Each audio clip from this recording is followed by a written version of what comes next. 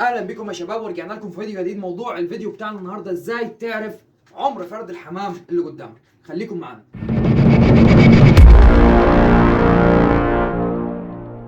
ورجعنا لكم مره تانية يا شباب. ازاي تعرف عمر فرد الحمام اللي قدامك؟ طبعا احنا كبشر مثلا في حاجه عندنا كل سنه بتحصل، ليها موسم اللي هو تغيير الجلد بتاعك. تلقى يدك الجلد بتاعها بيتقشر. الحمام زي كده، ايه اللي بيتغير فيه؟ الريش.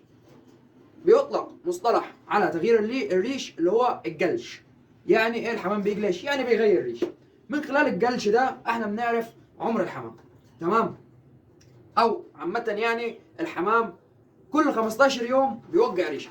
تعال نمسك فرد حمام ونفهم مع بعض يعني ايه بيوقع ريشه وازاي بنحسب الموضوع ده. خليك معنا. ده فرد كشك قشر بندق من انتاجنا بفضل الله، ادعوا لنا بالبركه. يعني ايه فرد كل ما يوقع ريشه اسمه مش عارف عدى كام يوم من عمره والكلام ده كله؟ انا هفهمك الموضوع ده كله. اول حاجه، انت بتسمع مصطلح بره بيقول لك ايه؟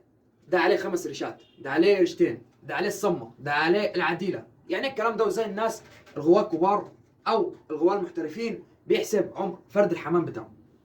معاك فرد حمام عادي، هتبتدي تمسك اللي هو جناحه. بص كده معايا وركز عشان الحته دي مهمه جدا جدا. هتلقى جناح فرد الحمام الواحد مكون من 20 ريشه. 20 ريشه، تمام؟ هتلقى فيه 10 ريشات متجهين يمين و10 ريشات متجهين شمال. بص كده معايا وركز. اللي باللون الابيض، تمام، متجهين الناحيه دي.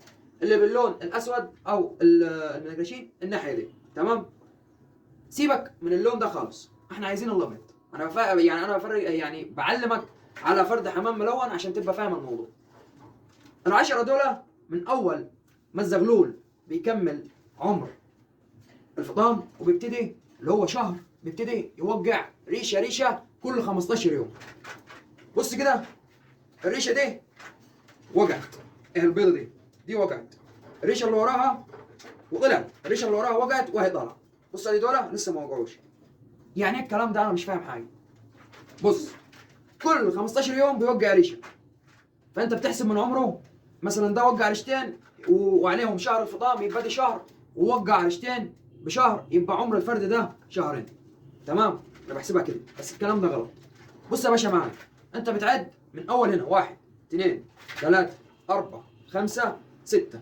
ادي 6 رشات عشان ما ننخدعش في اللون. السابعه هي اللي لسه صغيره وبتطلع، هتلقاها انبوبه دم صغيره. هي دي اللي بقول عليها، بعد من وراها، يبقى هقول عليه الفرد ده 6 رشات زي ما انتم شايفين، اهي من ورا واهي من قدام. عليه 6 رشات. يعني فاضل له كام شهر ويشتغل؟ الريشه 15 يوم، يبقى 6 رشات كل ريشتين بشهر، يبقى ده فاضل له 3 شهور ويشتغل. 3 شهور وفرد الكشك ده يشتغل. تمام؟ زي ما انتم شايفين اهو. في الجناح الثاني هتلقى نفس الحكايه برضه، ادي الست رشات ودي الوضع. يبقى كده هو موقع كام واحده بالظبط؟ موقع 4 رشات، وادي الرابعه لسه بتكمل وتطلع. اول ما الرابعه دي بتكمل بتوقع، واللي وراها بتكمل اللي وراها بتوقع، وهي بتبتدي تطلع تاني. كده بحسب العمر الجديد. نجيب فرد تاني مع بعض ونشوف. تمام؟ خليك معانا. وادي دي انت كريزلي معاك، طبعا انت ان شاء الله. بص ادي الجناح، صعبها عليك. انت شايف عليها كام ريشه؟ عليها كام ريشه؟ برافو عليك. دي عليها 4 ريشات. عرفتها ازاي؟ من غير ما ابص على الانبوبه ولا حاجه. الريشه دي اكثر واحده فيهم باينه ان هي واقعه ولسه طالعه جديد. بص كده معايا، انا عديت اول 4، يبقى دي عليها 4 ريشات ودي اللي طالعه.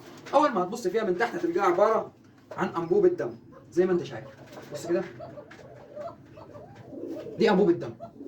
في الجناح الثاني هتلقاها نفس الحكايه برضو اهي. هي الريشه دي اللي لسه واقعه، يبقى عليها 4 ريشات.